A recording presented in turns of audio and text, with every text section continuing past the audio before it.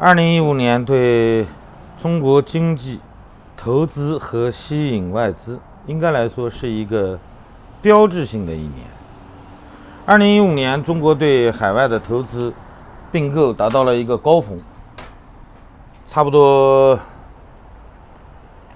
11000多亿美元这么一个规模。那么同年，中国吸引的外资还达不到这个数字。所以我们看到了，从2016年开始，中国叫停了海外并购，试图进行外汇管控。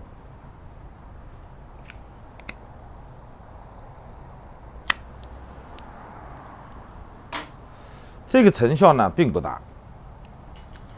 2015年年末是11000亿，那么2016年年末达到了13000多亿。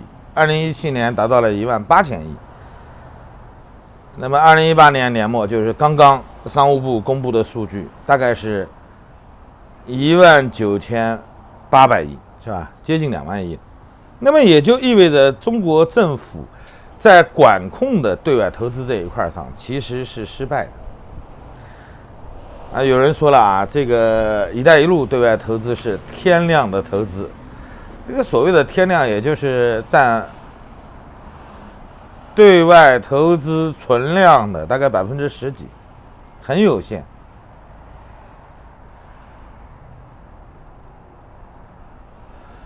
为什么会出现这个情况呢？其实说到底还是一个经济的问题。中国对外投资从存量上来看，60%是非公经济，就不是政府能够完全主导的这部分。说白了就是民营企业，这还是打着中字头的，离岸的公司都不算。那么这就带来了一些问题，在全球范围内它造成了很大的危机。那为什么要这样说呢？首先一个，你中国政府是不希望它往外走的，对吧？你是要压缩的，最后没压缩成功。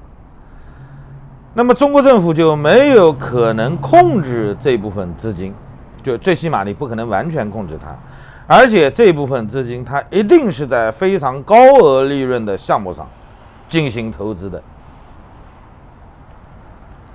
国际法很难约束它，中国内地的法则也基本上是鞭长莫及。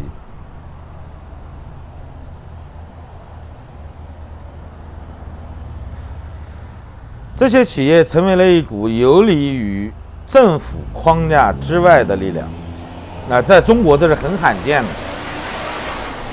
在国际经济中，因为他们的这种短平快，造成了很大的危机。最近一段时间，我们看到的关于亚马逊这个大火的问题，其实就明确地反映了这一点。我们都知道，亚马逊雨林是被号称为人类或者叫地球的肺，是吧？它为地球提供了20%的氧气，带走了我们产生的大部分的二氧化碳。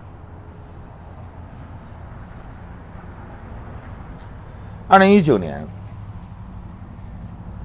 被统计出来的火灾超过2018年80%。为什么会出现这个情况呢？其实很好理解，对吧？一个是中国人的胃，一个是中国人对能源的需求。中美之间的贸易问题导致了中国粮食进口过程中，或者叫饲料进口过程中出现的问题。因为中国真正从美国进口的主要是饲料，而非粮食，对吧？我们看到中国每年进口大概180万吨左右的肉制品，其中进口的肉，应该来说很少，主要是猪爪呀、猪肺呀、猪的内脏啊，是吧？甚至牛的内脏啊，鸡鸭鹅，这个一些零头八脑的东西，对吧？都卖给中国了。中国进口的纯肉其实不多。当中国不从美国进口以后，中国就扩大了对南美的需求。所以在南美洲，我们看到很多放牧人为了增大牛肉对华出口，放火烧山；为了增加对中国的大豆出口，放火烧山。那么为了挖石油，为了开采更多的矿，也来放火烧山。所以亚马逊森林的大火就一发不可收拾，已经造成了几个国家之间的问题。所谓的一带一路导致的问题，或者说农业导致的问题，或者这些私营的公司为了短平快，为了获取更大利益而导致的问题，背后都是中国政府的导向。因为他不愿意从美国继续再进口农产品，所以他就要转向其他国家。我们看到目前有一个转向好像是成功的，就是玉米，对吧？我们知道玉米原来跟美国进口的比较多，但是这几年来开始转向乌克兰。中国进口的玉米绝大部分现在是乌克兰的，而不是美国的。那么其他东西呢？我们经常看到的粮食出口的大国，你像印度，我们就甭指望了，对吧？你不管它内部是不是有危机，但是它在大米的出口上一直是全球领先的，大概全球市场有1/4的大米是它提供的。那么中印之间的问题导致了中国从印度进口的困难。那么其他一些国家，譬如说加拿大因为孟晚舟的事儿对农产品的遏制也开始出现了。那么其他替代国家呢？很明显的就是巴西、阿根廷，对吧？因为没有更多的国家能够提供给你足够的农产品，所以中国现在造成的问题就不仅仅是为了，更多的是中资公司不受控制的这些公司，他们拍脑袋决定的一些短平快的项目，他们不在乎造成环境上的危机、人道上的危机，他们无所谓，他们只追求利益。这就是全世界为什么会在追打中共的同时，也在不断的揭露出这些所谓的打着一带一路旗号的这些公司造成的问题。其实有很多问题我们知道是由这个打着国企旗号的这些公司造成的，但是他们因为是国企，虽然说在海外的投资比重原先比较大，而且投资的行业也比较丰满，但是他们的利润效率都很低。他们对于国际社会造成的危害主要是国与国之间的债务危机，这个危机是可以用法律来规避掉的。我们看到了美国正在支持越来越多的国家从道义上在支持他们，从法律上在给他们帮助，进而免除这些国家曾经陷入的债务危机。但是整个世界还是受到中资公司的侵害，甚至从环境这个角度上来说，越来越多的科研人员是吧，学者甚至社会学家、政治家都开始出现呼吁了。这个呼吁其实都是实实在在的，有很多中资企业在改变的整个世界的生态。这就不仅仅是政治层面的了，也不仅仅是经济层面的，它伤害的是整个地球的生态环境。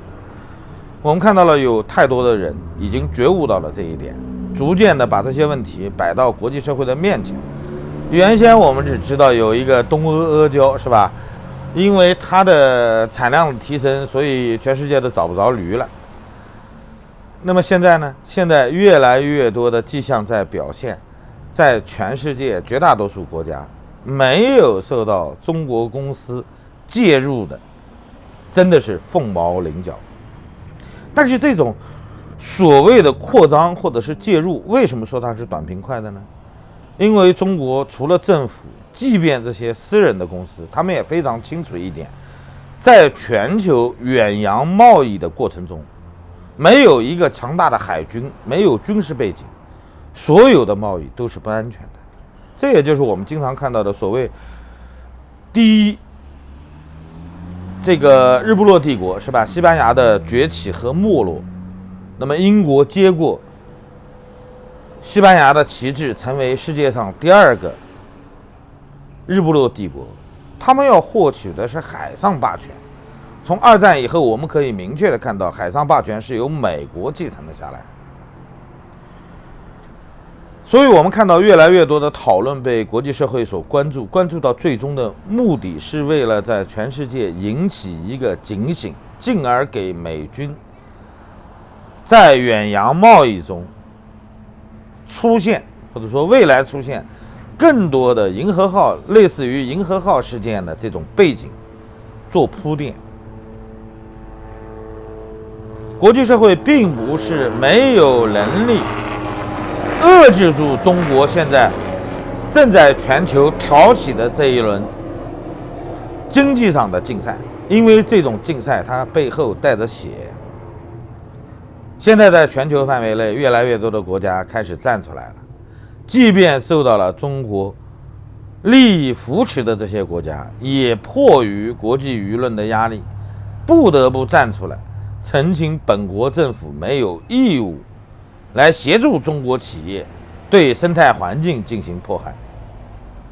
所有的我们看到的这些现象背后都有一些经济利益在牵扯的，但是因为他们已经超出了经济的范畴，甚至不仅仅是政治的，已经影响到生态了。这种影响是非常巨大的，因为人们本能的认为热带雨林的消失，如果亚马逊雨林继续受到这种侵害，对全球每一个国家都会出现危机。所以我们今天看到的更多的国家已经站出来开始表态，加入了这些讨论，这些讨论最终将达成一个对所有中国正在伸向境外的这些经济黑手要开始实行斩断了，开始实行切割了。这就是已经走向境外的这些企业不得不面对的很急迫的一个国际问题。好了，谢谢大家，再见。